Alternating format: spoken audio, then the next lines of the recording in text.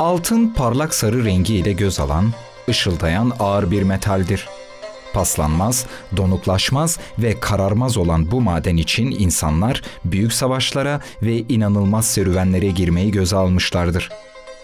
Saf haldeyken kolayca şekil verilebilen bir yapıya sahip olduğu için bu maden ilk çağlardan beri insanların ilgisini çekmeyi başarmıştır. Tarih, insanların değerli maden ve taşları olan tutkularının peşinden dünyanın birçok yerine sürüklenmesine, yol açtığı gözyaşlarına ve kanların akmasına sebep olan savaşlar ve serüvenlerle doludur. Doğada saf işlenmemiş halde bulunan altın, mamül haline gelene kadar öncelikle sabır ve dikkat gerektiren el sanatlarından en hassasıdır. Kürdistan'da altın işleme zanaatı yüzyıllarca bu topraklarda yaşamış ve el becerileriyle nam salmış Ermeni ustaların öğrencilerine bıraktığı bir miras olarak devam etmektedir. Usta ellerin sayısının azalması ve teknolojinin gelişmesiyle beraber altın madeninin el sanatlarıyla şekillenmesi de bitme aşamasına gelmiştir. İnsanların sanata ve zanaata olan tutkuları, yaşamın renkliliğini geleceğe taşıyacak usta ellerin hünerleriyle hayat bulmaya devam ediyor.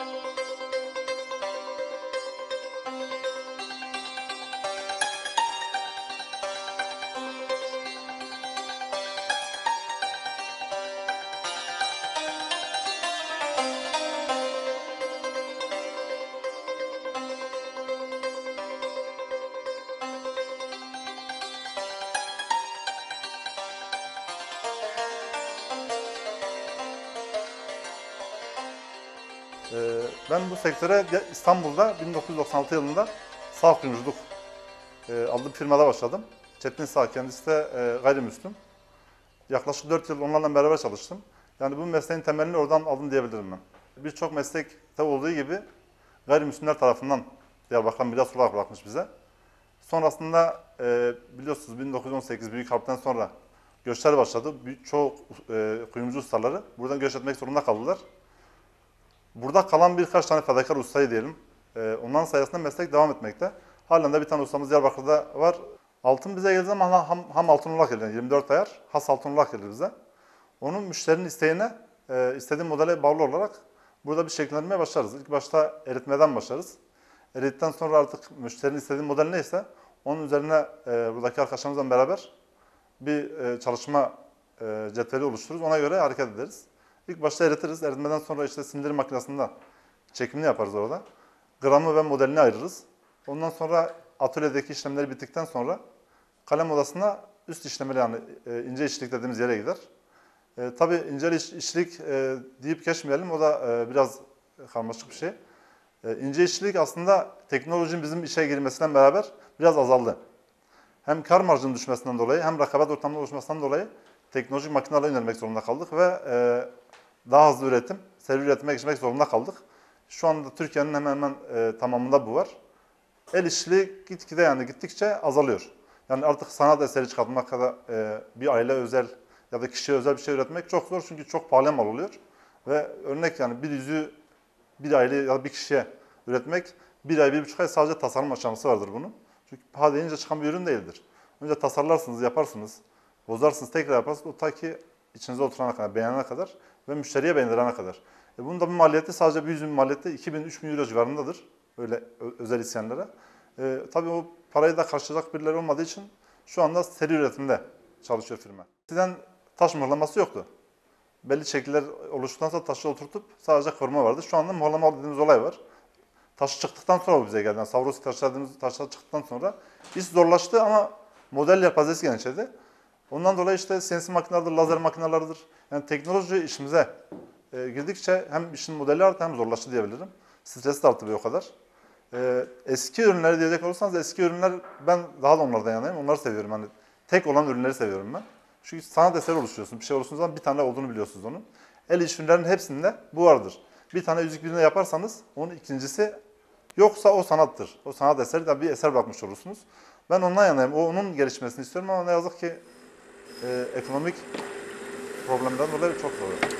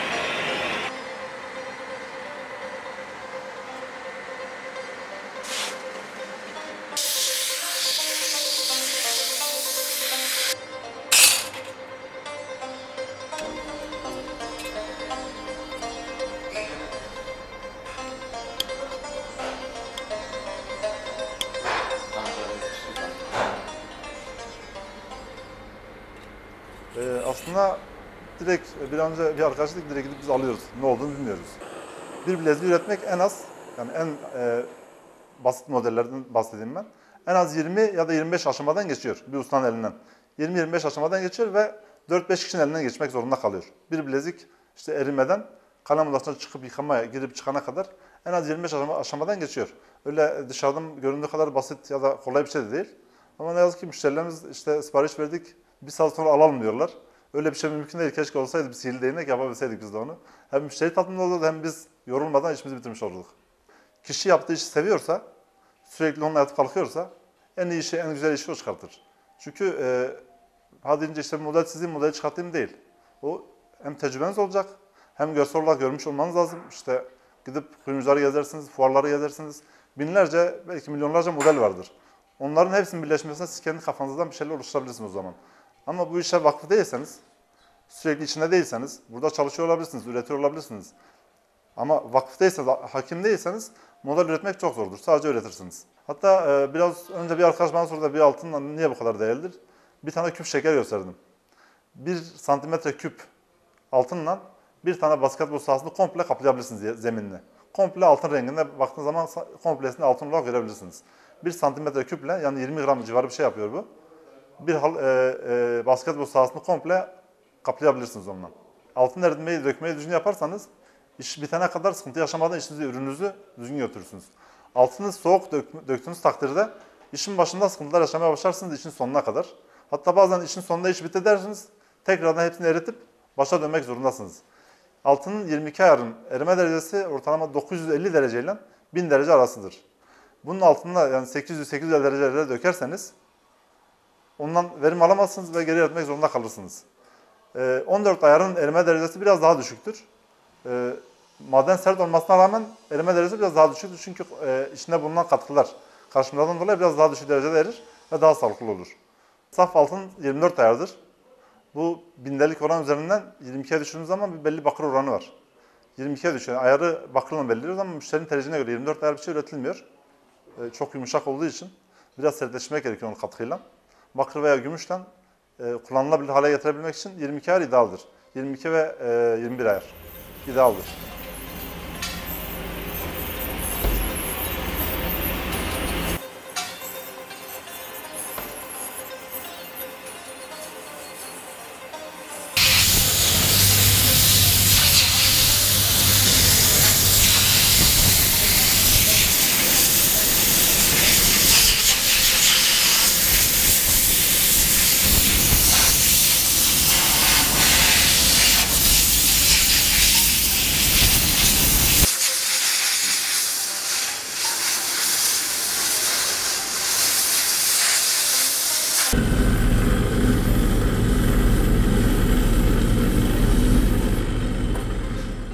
Dünyanın geniş bir bölümünde rezervinin az olması altını değerli kılmıştır.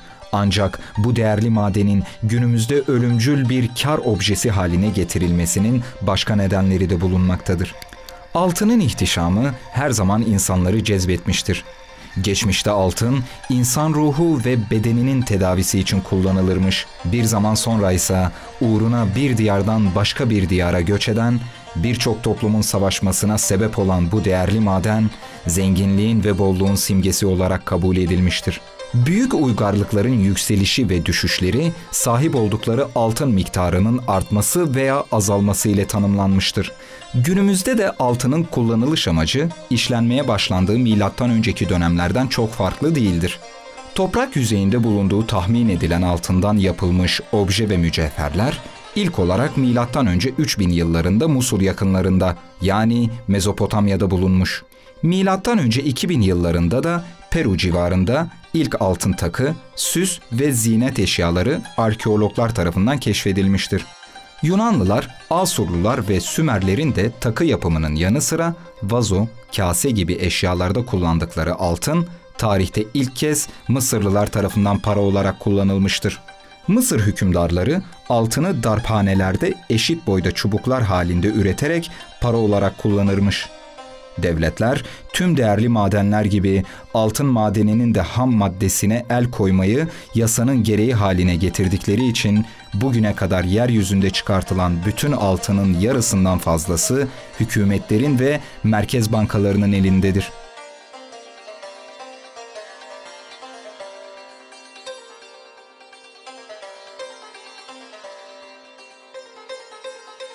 Dünyada en çok altın üretiminin yapıldığı yer en çok kan dökülen yerdir.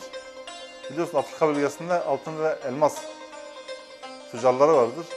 Ve altınla elması edebilmek için ellerinden gelen her şeyi yaparlar. Altının bir hikayesi var aslında, onu anlatmak isterim ben size. Biliyorsunuz dünyada yeryüzünde olan bütün mesleklerin inanışlara göre bir peygamberle gönderilir. Sadece İslamiyet'te değil, bu diğer dinlerde de böyledir. Böyle bir inanış vardır. Altın örnek Nuh'un gemisini biliyoruz hepimiz. Nuh'tan sonra tekrar var olur. Nuh marangoz. Marangoz olarak iş yapar. Gemiyi de öyle yapar. Yani Nuh marangozluğun peygamberidir aslında. Öyle diyebiliriz. Kuyumculuğunsa öbür dinlerden farklı olarak o da Allah'ın yarattığı bir melek ama şeytan dediğimiz, hani şeytan diyoruz ya biz. Kuyumculuğunsa şeytandır. Bunun bana göre öyledir. Yani şeytandır. Çünkü üzerine çok kan dökülür. Çok insanların yerinden, yurdundan göç etmesine sebep olan bir maden olduğu için ben öyle bakıyorum. Diyorum ki bu mesleğin bir peygamberi varsa, ismi konulmamışsa şeytan diyebiliriz buna biz. Ya vicdanen rahatsız oluyoruz tabii ki dökülen kandan dolayı. Kan dökülmeden de ya da insanlar yerinden yurduna edilmeden de bu maden elde edilebilir. Yani madenin bir suçu yok. Ürettiğimiz madenin bir suçu yok, çalıştığımız madenin. Suçu ben altına bağlamıyorum. Paran açgözüne, insanın açgözlü yapmasına bağlıyorum aslında olayı. Bunun için keşke insanlar birlik olup buna önlem olabilseydi zamanından ya da şu anda da yapılabilir. Yani sürekli hiçbir şey geç kalmış değildir. Yeniden başlatıp yeniden düzgün bir şekilde yapabiliriz her şeyi. Biz nasıl burada altını yapıyoruz, düzgün olmadı eritip tekrardan başlayabiliyoruz. Onu da sıfırdan sabah uyanınca insanlar buna tepki olarak ya da eylemsel olarak bir şeyler yapabilirler. Bunun önüne geçebilirler ya da duyurmaya çalışabilirler. Bunu biz her yerde söylüyoruz, duyurmaya çalışıyoruz. İşte burada biz altın üretiyoruz, işte altın nereden geliyor? Oraya girersek üretim yapamayız.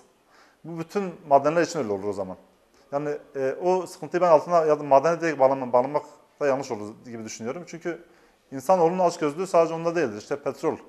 Biliyoruz o da. Onun için de şu anda bölgemize büyük savaşlar veriliyor. Tamam, her ne kadar mezhep ya da ırklar ön planda olsa da bana göre değil. Bana göre tamamen başka ülkelerin, yani daha güçlü balığın küçük balığı yemeye çalışmasıyla alakalı bir şeydir. Kürdistan bölgesi olarak dersek, burayı Diyarbakır çok aktiftir üretimde. Ondan sonra yakın illerde Urfa'da biraz var. Mardin'de üretim var. Geneli el işi, yani küçük ürünler üzerinde yapılan şeyler, işte küpedir, yüzüktür. Buna benzer şeyler üretiliyor orada. Cizre bölgemizi biliyorsunuz, Çırnak Cizre. Orada da birkaç atölyemiz var ama burası kadar aktif değiller. O da herhalde en aktif şehirlerden biri Diyarbakır'dır. Ama genel şehirlerde ufak çaplı atölye imalatlar vardır.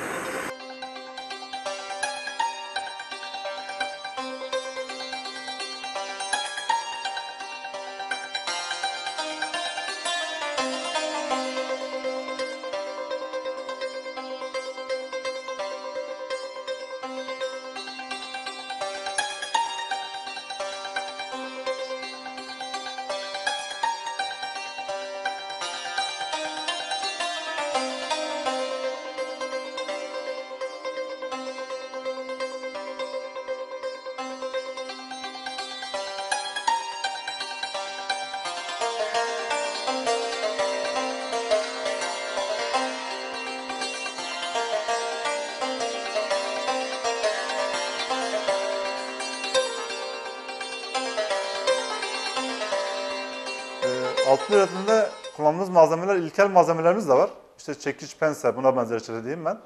Bir de şu anda kullandığımız kaynak makinelerimiz var, lazer. Lazer kaynağıyla yapıyoruz, direkt ışınla kaynak yapabiliyoruz bazı hassas ürünlere. CNC makinelerimiz var. Bunlar birçok ilde yok. Diyarbakır'da yaklaşık 3-4 atölyemizde CNC makineler var, lazer kaynak makineler var. Teknolojiye ayak uydurmak zorunda kalıyorsunuz bir yerde. Seri üretim yapıyorsanız el ele. Rakabete ayak uydurmak istiyorsanız mutlaka makineye yatırım yapmanız gerekiyor. Lazer kaynak makinemiz olmadan önce bazı ürünlerde hatalar oluşuyordu. Hataları izini kaybetmek için tekrardan ya eritip yeniden yapmamız gerekiyordu ya da kaynak makinesiyle onu kaynatmamız gerekiyordu. O da iz bırakır ürün üzerinde. Tabii bunun olmasını biz de istemeyiz. Müşteri de rahatsız olur bundan. Ama lazer kaynak makinesi geldikten sonra ürün bitme aşamasındayken bazen ufak tefek sıkıntılar olabiliyor. Ya da çalışırken eliniz kayabiliyor. Makine bir yere değebiliyor, onu kopartıp ya da zarar verebiliyor. Lazer kaynak makinesinde onu onarabiliyoruz iz bırakmadan.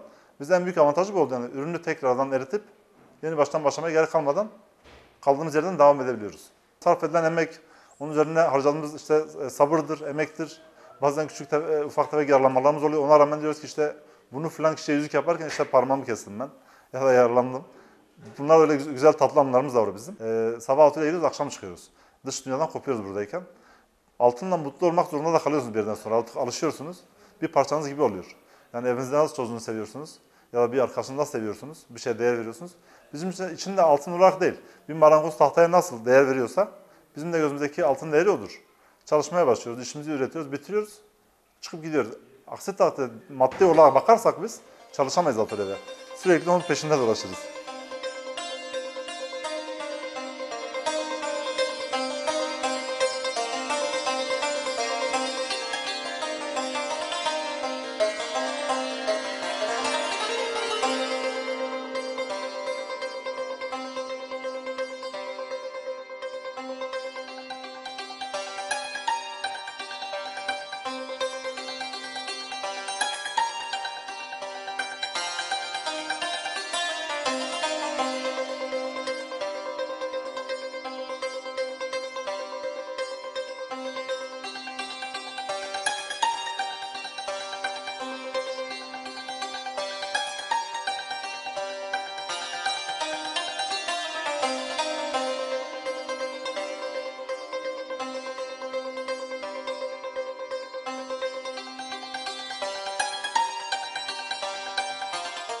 Güzel görünmek ve süslenmek çağlar boyunca insanların tutkusu olmuştur.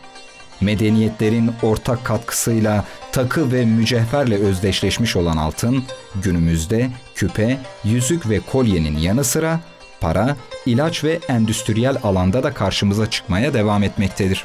Yüzyıllar öncesinde üretilen altın ziynet eşyalarının bugün dahi ihtişamlarından hiçbir şey kaybetmemesi, bu değerli metalle çalışan zanaatçıların gözünde de altının değerini her zaman korumuştur.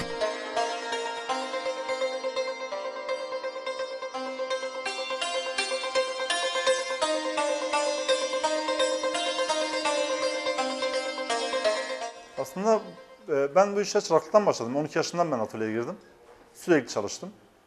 Tabii biz şu anda eğitime önem gösterdiğimiz için eğitim, yani liseyi en az liseyi bitirmiş olmasını da biz istiyoruz.